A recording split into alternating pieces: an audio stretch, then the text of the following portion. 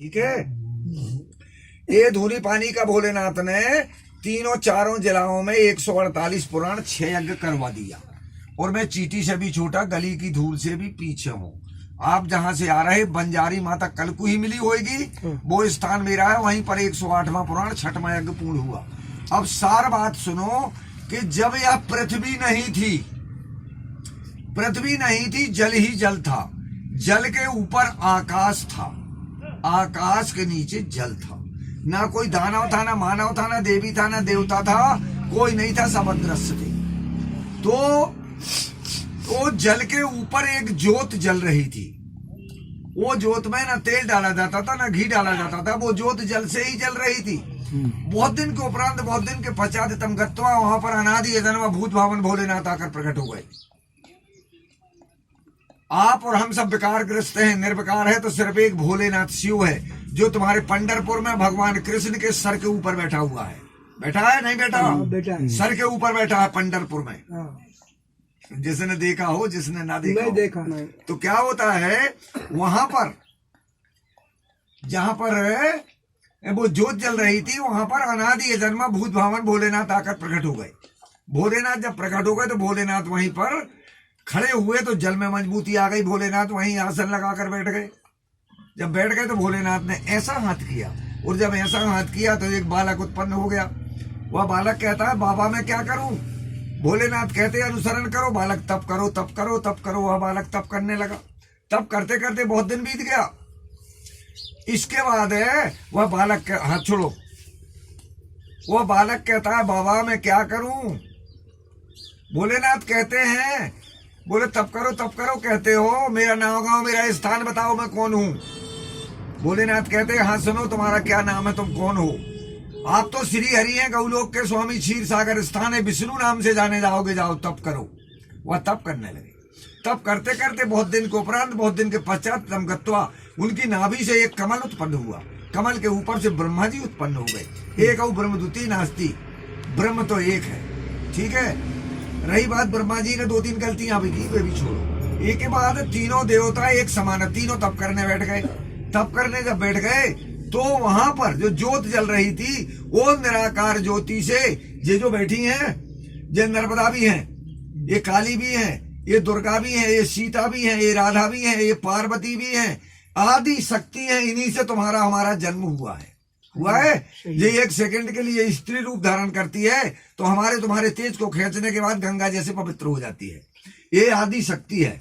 इसके स्त्री भर रूप नहीं, ये माँ भी है, बहन भी है, लड़की भी है। इसके अनेक रूप हैं। ये शक्ति है, इसी ने सृष्टि को रचा है। ठीक है। तो वहां पर जो ज्योत जल रही थी, वह ज्योत से, निराकार ज्योति से आदि शक्ति स्वरूप ऐसे स्त्री के रूप में आकर खड़ी हो गई। ब्रह्मा जी से कहती है, सृष्टि की रचना है, हमारे साथ विषय भोग करो।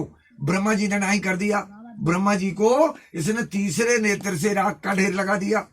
फिर विष्णु से कहा, उनने भी नहीं कर दिया, उनका भी राग का ढेर कर दिया।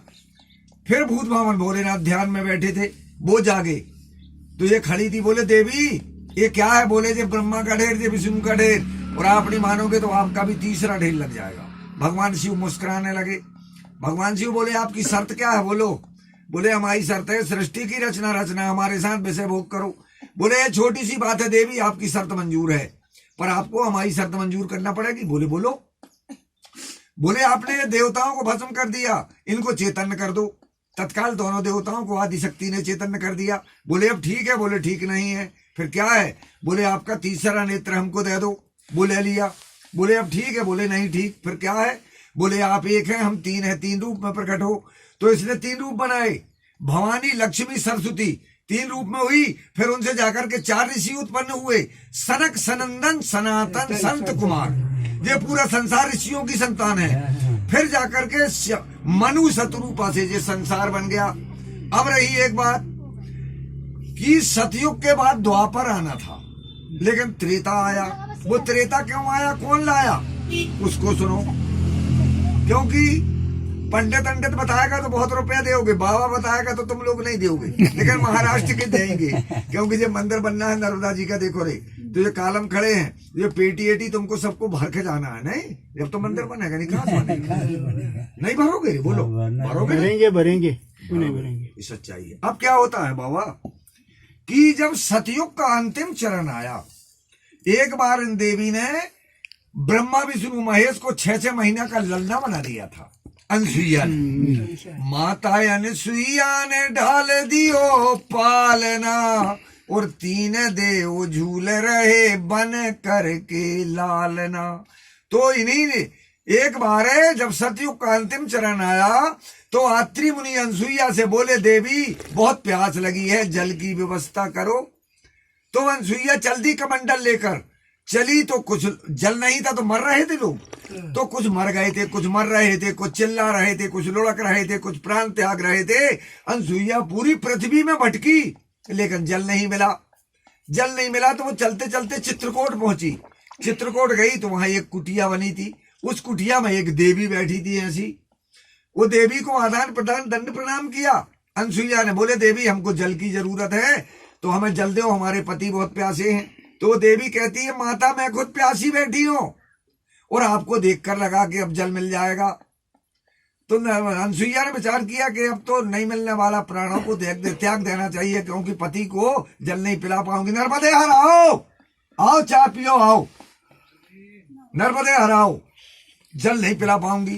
तो वहां से वो बाहर निकली, कुटी के बाहर जब निकली, कुटी के बाहर जब निकली तो वहां पर सती तत्व से आराध्यों को आराधना की कि प्राणों को त्यागती हो। तो आकाशवाणी हुई कि देवी जल तो तुम खुद प्रकट कर सकती हो।